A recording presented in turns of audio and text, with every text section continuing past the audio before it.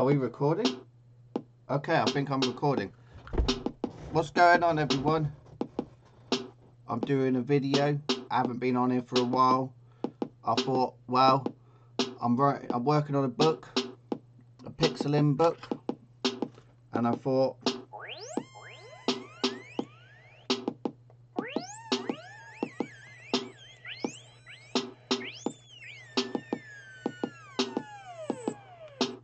I would mess around today as a bit of promotion for my new upcoming book. Upcoming? Coming? What?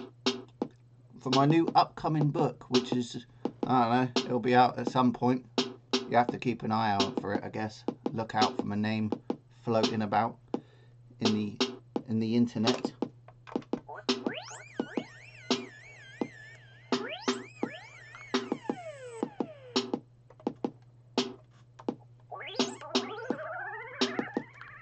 It'll be somewhere.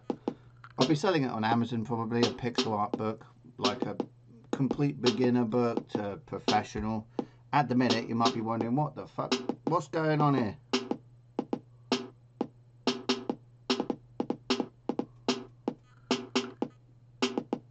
I thought as a bit of a gimmick, I guess I'll make a bit of music on the fly, you know what I mean? Because I'm just that kind of ADHD, I guess. So, basically, right, what I thought I'd do is give you an insight into the book. Pretty simple. We start with lines. Now, if you're wondering what program I'm using Sprite, because that's what all the big boys use. That's the professional program. Only costs about a tenner. You can get it on Steam. You could use something like GraphicsGale, but I think GraphicsGale is a bit mid. It's alright. It's pretty good. I just think Sprite's better. I think it's just better. So,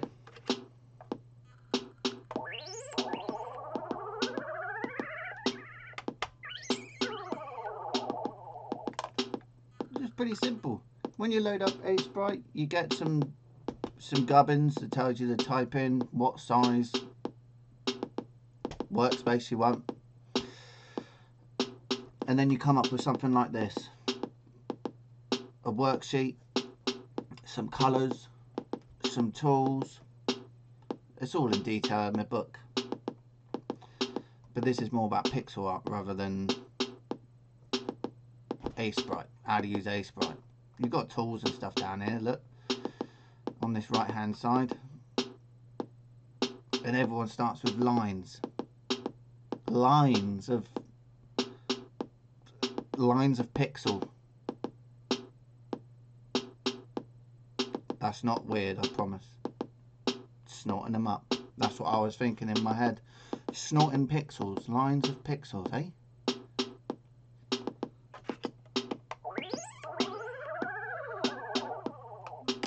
So over here you've got the line tool. You can pick up the lines. Here you go, look. Clicky click, lines. My face is in the way. My face is in the way, mate. That helps, doesn't it? Hang on a minute. I'm just going to disappear for a minute. Ready? Blammo. Line tool over here. And then all you do, you just draw lines. You just click and you drag.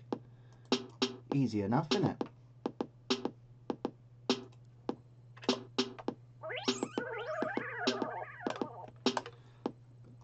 So here's a horizontal line, amazing. Here's a vertical line, incredible. Here's a diagonal line, isn't that beautiful? These are slightly different diagonal lines. They're not as, well, they're more slanted, I guess. As you can see here, there's a rule. You just make a little staircase. Little staircase of pixels. You go one up, one across, one up, one across, one up, one across, one up, one across. Pretty simple. And then here, you go one up, two across, one up, two across, one up, two across. You get different angles. you're pretty limited to the angles you can get out of pixels, to be honest, without it looking janky, or as we like to call jaggies. Now jaggies are basically lines that aren't very clean. They're all jaggedy. They're all Raggedy Ann. Jaggedy Ann. They're not straight. They're all weird looking. Which I've highlighted here, as you can see. It should be one up, one down. Well, one up, one across, one up, one across. But instead we've got these weird two across. What's that about? Curves are pretty simple, as you can see over here with some circles. There's a general rule with curves, and that's called the 1-2-4. 1-2-4 rule, sometimes known as the 1-2-4-8. I guess it's, I don't know what the hell it is, but it just looks better. It's a rule. It's a good rule to follow for nice curves. Here's some examples of some curves, as you can see. It's all pretty simple, isn't it? Here's some circles. Have a look at that then.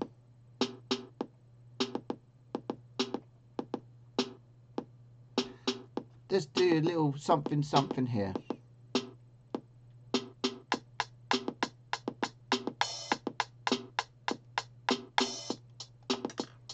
Do you like that?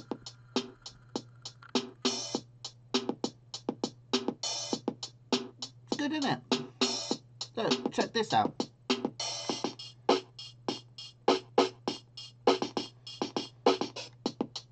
It's kind of cool.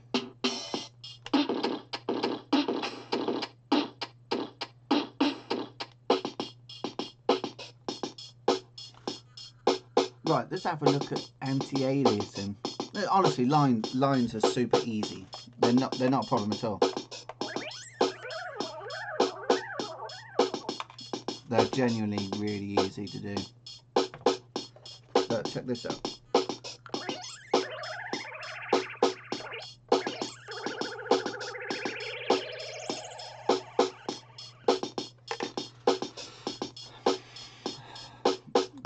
So here we've got a little triangle. Little triangle, pretty simple. Here we've got a slightly, just a little bit of anti-aliasing, or AA. Just a little bit. You just take a colour, take your colour picker, whatever. Just go down a shade. You see over here on the colours? Here's the colour I used here. Just go down a bit. Alright? And then you just plop a little pixel in next to the line. Or you can go a little bit further than that.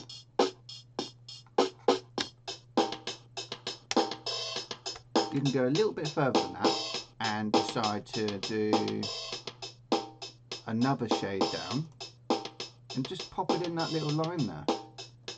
Right? And the whole point of anti-aliasing is to try and smooth the line. You're trying to smooth it out. You know what I mean? Here's a shape, and this shape I've basically just smoothed out the line using anti-aliasing. Here's a circle that I've done the exact same thing, just smoothed it out. What happens if you go over the top? Oh boy, you end up with something like that.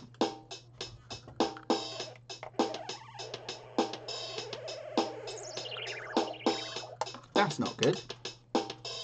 That looks terrible.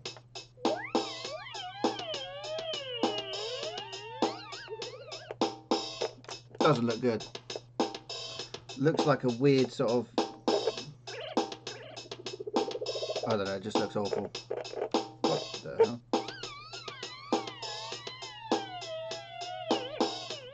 That sounds kind of sad, doesn't it? Like someone whinging.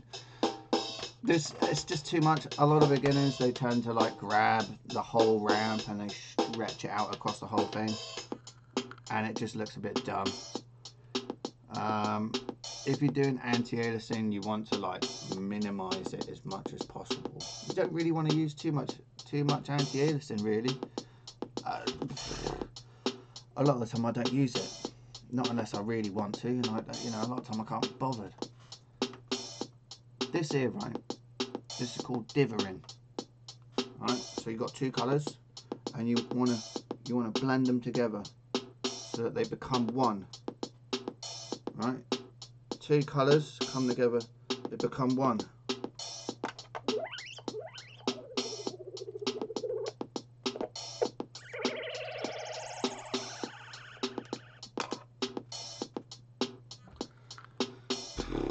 It really depends on the style you're going for. I mean, you could go for obviously the classic checkerboard dithering, which is just, like a chessboard basically. And then if you want to sort of like blend it out a little bit more, you miss rows of pixels in a sense. So I'm missing these pixels here, and then I end up with like a square. Another style of dithering is to do just straight lines. Just do some lines. Let's change this up a bit. Let's go back to that for a minute. That's good, isn't it? Just some straight lines. This one was something that I just invented. I haven't seen it before. It's like a herringbone or some sort of stitch pattern. I don't know. It's sort of like a stitch pattern dithering. Don't know. Might be useful in some circumstances. Probably not. And then this one here. This one's my favourite. I love this one. I saw this online ages ago, and it was described as just a stylised dithering. And you have these little shapes in there, and it works really well for like organic stuff or sort of stones and stuff like that. It works kind of well for. I like that. A little bit of colour. Let's add, before we carry on, let's add something, shall we?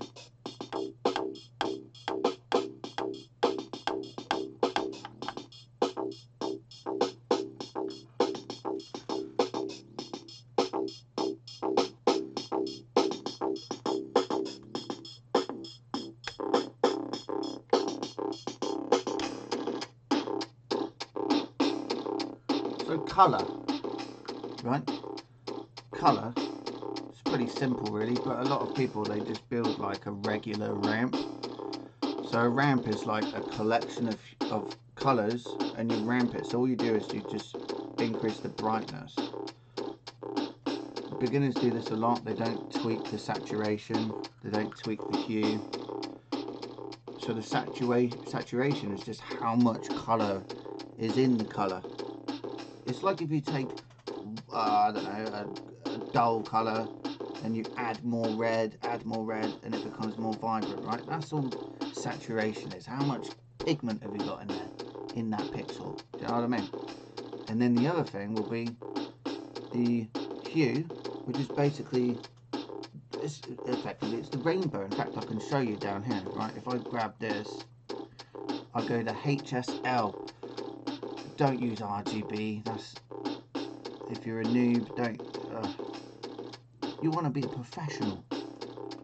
So hue is just the rainbow. You see the rainbow down there?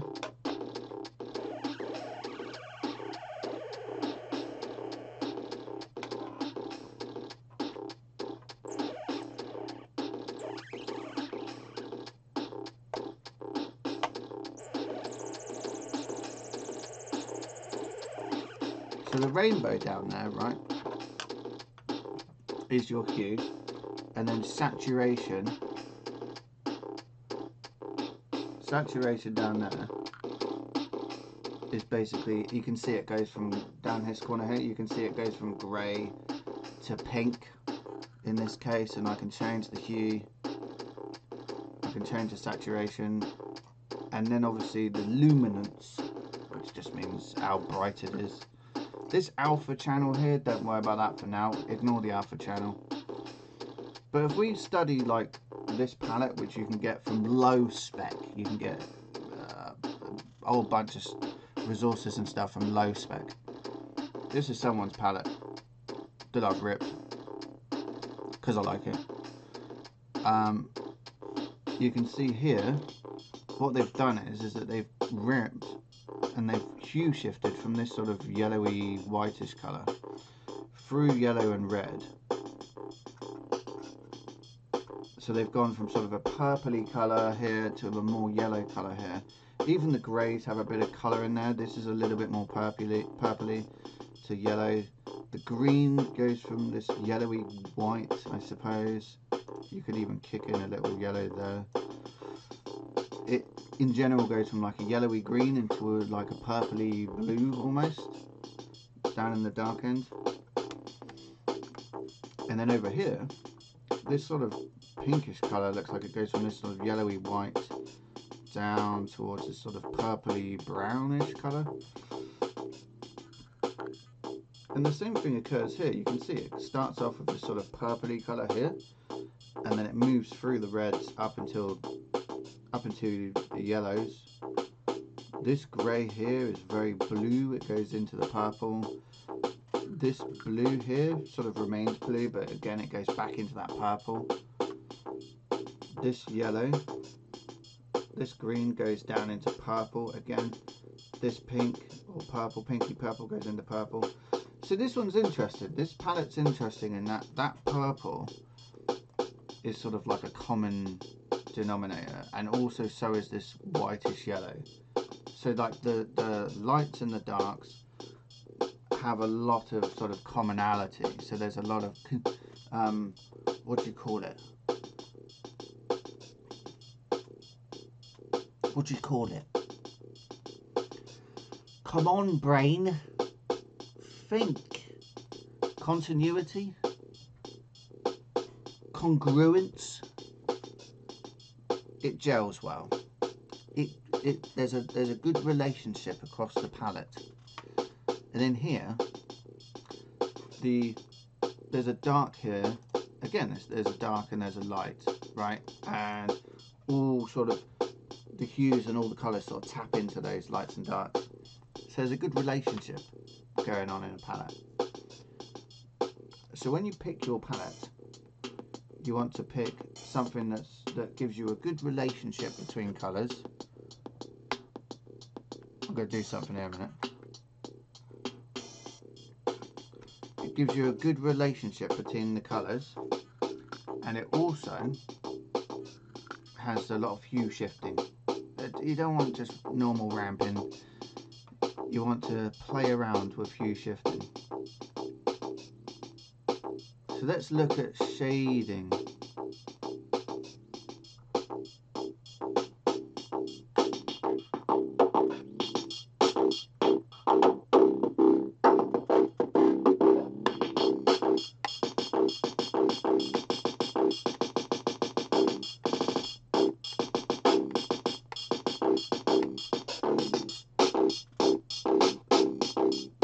What are we doing in terms of shading then?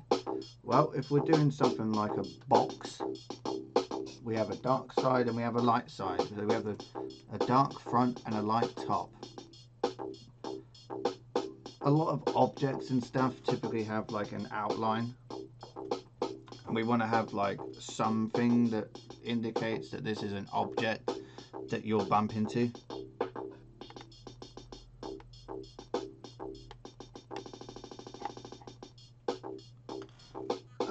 And then in terms of the highlight, I don't know if you know with like Pokemon and stuff like that, right? Where they have just a line of highlight on the front of it, which usually works really well actually. Like if I show you an example, okay, this is from the book, right? But if I show you, like for example, this bookshelf here, right? This bookshelf, you can see it's got this light line here, this line across here, this line across here, this line across here. So the thing that's kind of closest to you generally is where you have like a nice little sort of highlight. So like this sink worktop thing here, this barrel here, this doorway, the table and the cloth there, these little boxes, this little wooden stool, this like fabric here, like that highlight really works well. And same like with this top here. And there's a little bit of this bush going on here. The rocks is a good example as well. You see that highlight on there? It's on that leading edge.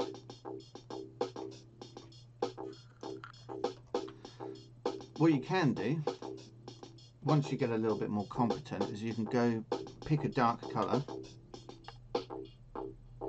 You can pick a dark colour and then move this alpha channel down a little bit. So now it's like semi-transparent. You know what I'm saying? And what you can do then is like add little shading and stuff.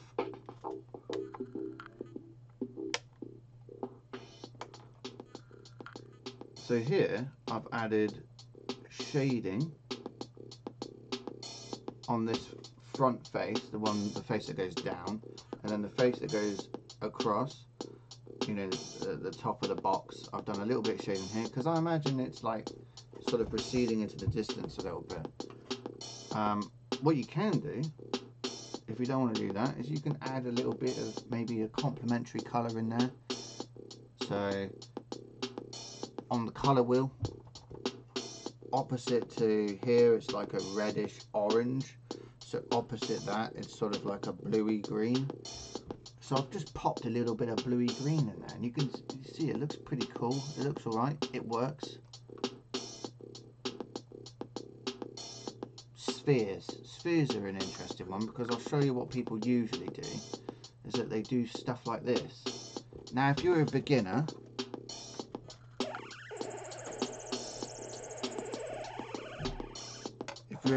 this is kind of common. You see it sort of everywhere. Pillow shading. I hate pillow shading. It's like this weird, I don't know why people do it, but it's just something that beginners do. They just typically gravitate towards using every single colour possible in the universe, right? And then they just sort of like mash it together without too much thought. But that's just how it is with beginners, you know. Can't blame them. They're beginners. That's what they do. But you can see you get this weird sort of like staircase. You get this really weird effect of like a staircase or something. It doesn't really make much sense, even in terms of like, I don't know, a real object. It just you don't really see lighting like this. It doesn't really make any sense, and it looks horrible.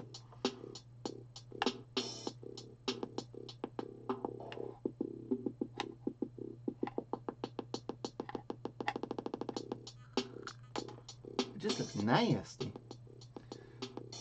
And you can see with the square as well, you get this weird sort of like crisscross. You get like a weird sort of crisscross, like a ghost line, like a weird ghost line, which is an interesting effect. But again, it looks kind of horrible.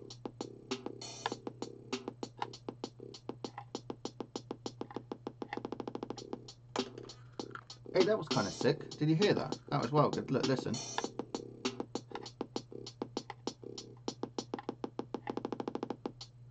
It's like a little drop.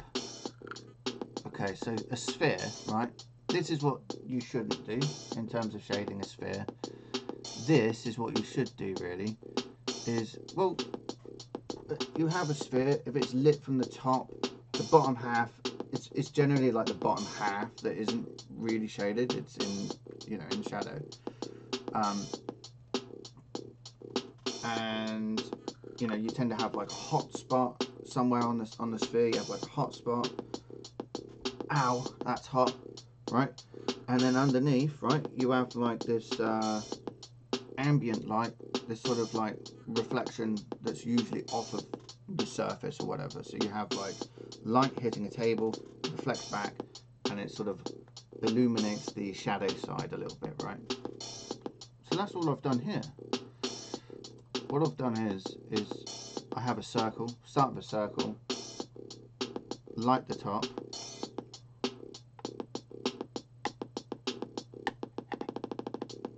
I like that.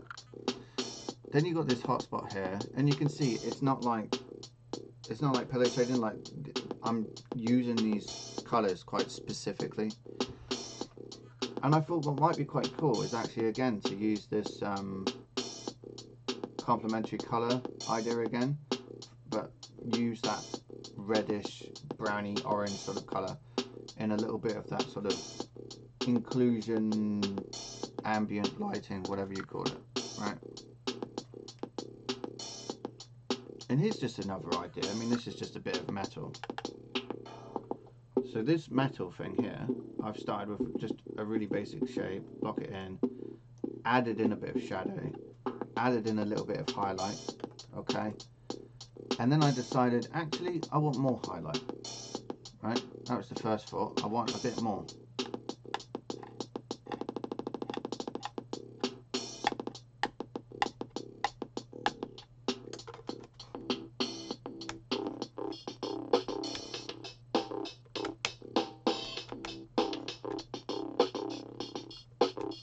I wanted a bit more on there.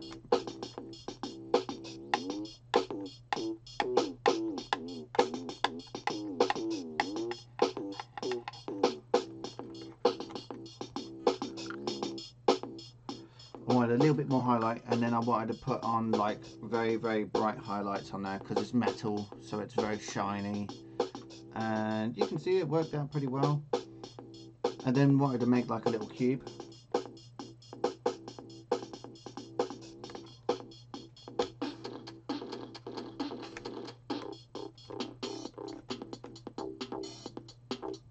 I wanted to make a little cube on there, so I thought, well, that would be kind of cool. So I tried it, and then I was like, yeah, all of my highlights are backwards. For some reason, it just looks weird if the highlights are the wrong way around. So all I did was I just flipped it, so that highlight was on the front. And then I was like, there's like loads of backwards bits. Like if I take this, right, I'll show you. I'll take this, copy this. Right, and then I'll go whammo. Like some of these highlights are in the wrong place, like those highlights in the wrong place, these highlights in the wrong place. What? Oh mate, that could have saved me hours. Like some of the highlights in the wrong place, but you can see like it doesn't take much to sort of fix it and tweak it if the light's coming from like behind it.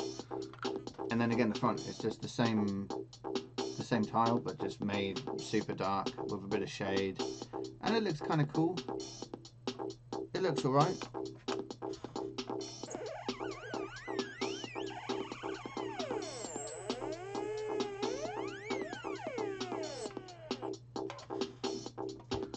Fuck. What am I doing? So let's have a look at some little bits from the book. The book is actually more sensible. I'm literally just pissing around because I'm trying to sell my shit. So I mean that's the truth. So here's some squares, right? So the squares here, you can see this top one's got a nice clean line. This bottom one has got the jaggies introduced, and you can see it's all jacked up. I mean, it's ruined. And then these curves here, they're just an example of curves.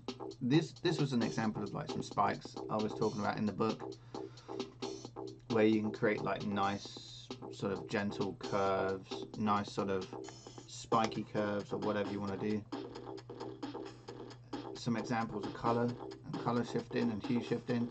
Again, this goes from like an unsaturated bluey green towards an unsaturated brown.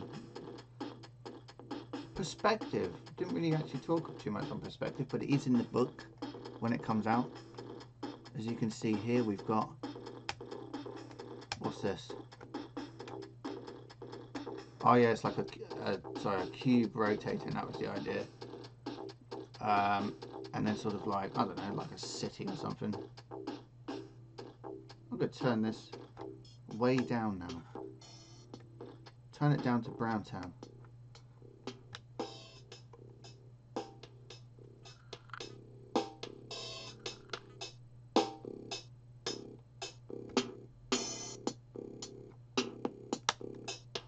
Wait, brown tone?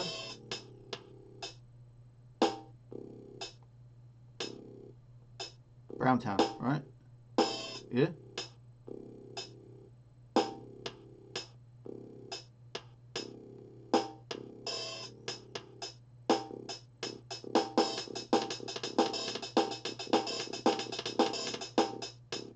That's too much. That's too much. Maybe this is just too much for the video. This is fucking crazy. Right, so here's this shading thing I was talking about. So here's the pillow shading. Here is an example of a sphere, which is kind of cool, and an example of like a good use of anti-aliasing and a good use of dithering. It's just a little bit here. You see that little bit of dithering? This is too much dithering. I mean, I don't know. I don't like it. Some dithering patterns. Down here, right? This is aliasing. And this was a section in the book about aliasing the outside versus aliasing the inside. And I hate it when people do anti-aliasing on the outside of their sprites, because then when you import it into something, it just looks, it just looks awful. And then these are examples of like anti-aliasing too much, right? Again, you end up with just a weird look. Right? Some examples of like anti-aliasing being used. So this is like a little, I don't know, like a health bar sprite or something like that. You can see there's a bit of anti-aliasing on this side, as highlighted by the circle. Again, it's all in the book. Some stuff about shading, right? Similar to what I've done in here. Little shading demonstration here. What else we got in the book? Bushes. Everyone loves a bush.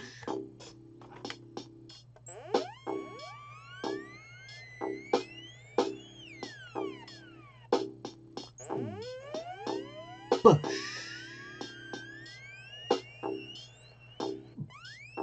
Bushy bush. George Bush. Anyway, so there's a little drop shadow there.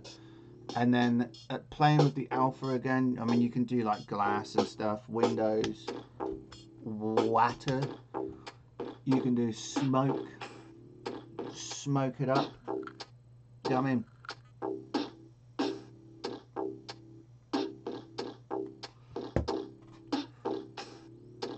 Smoke it up. Fuck. This is a golden turd. Now I didn't say anything about it in the book. Did I? I can't remember if I put it in the book or not. The golden turd. It's a golden turd if it's in there. Couple examples of little sprites and stuff. I'm at the point in the book now where I'm kind of like starting to wrap it up. Might be another month or so yet. I don't know yet. But this here, I go through all the lessons in more detail rather than just piss-assing about, right? Which is what I'm doing now. I go through everything more detailed, right? And then I go through like a step-by-step Scooby-Dooby thing, right? In like building a map.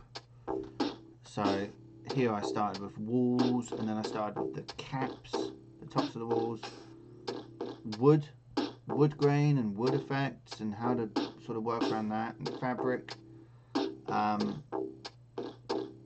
doors, animating. So I've gone through some animation type stuff, planning, a lot of planning involved.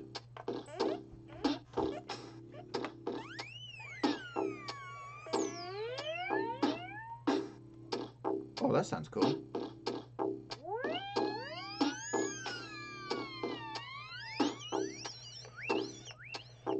Sounds like an old radio.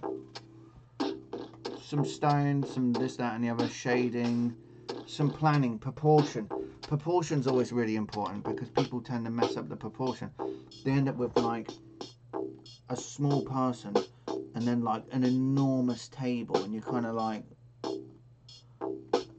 no one needs a table that big unless you're Putin. You know, you just don't need it. Shading, lighting, wood, stone. Oh yeah, this is like the little objects and stuff. So here's the table, fabric, boxes, barrel. Got that nice little bit of water in there, that sort of shimmer.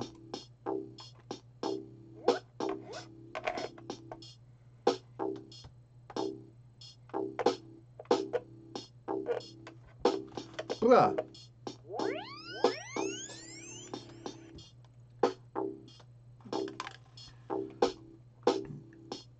Bookshelf, little objects, sink, put a carrot on there, you know, the character in the made up game, maybe he was cooking a carrot at some point or whatever. And then we've got an outside area. You can see I've done some stuff about grass, because everyone seems to struggle with grass. Stones, auto tiling, a rooftop, bushes, flowers, rocks. So I'm going through the works. I'm getting it done. It should be quite a cool book actually when it's done.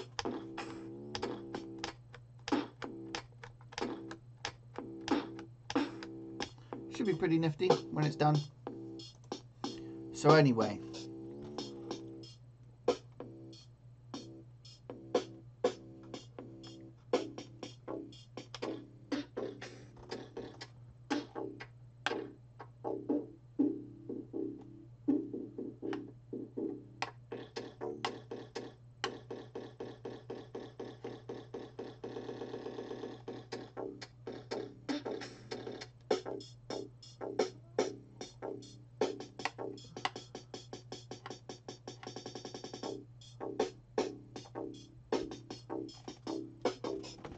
fuck.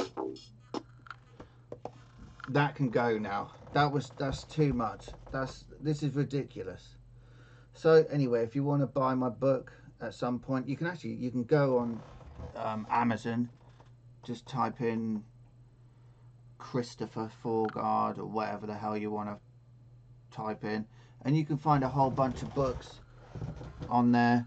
A lot of religious books, theology, philosophy, stuff about NDEs. There's all sorts of stuff on there. And then also, just in case you didn't know, boys and girls, hang on a minute,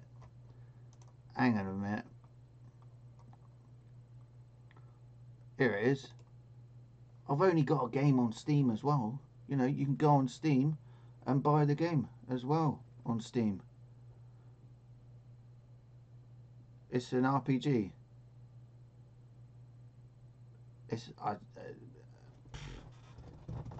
Buy the game. It's great. It's a brilliant game for all the family. It's not really. It's got some weirdness in there. So you might like it. I don't know. You know, buy the game, mate.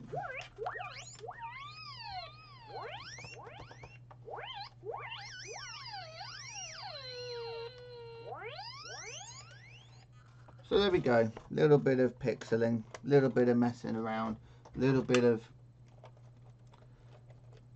Jessica. Hey? Yeah. So there we go. I suppose I'm in a particularly hyper mood today. Maybe, I don't know. Maybe there's something wrong with me. I don't know. So anyway, there we go. There's that. Super duper. Hey, look. Full screen. What do you think of that?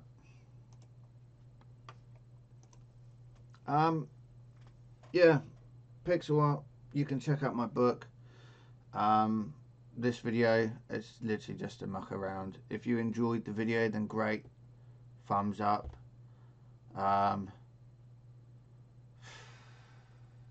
If you learnt anything from it, good on you. If you learnt anything from it, crikey. And yeah, check out the channel. check out the game, check out the books. I'm going to go lay down now because I'm hot and I'm tired and sweaty and I'm a sleepy boy. I need to go sleepy now.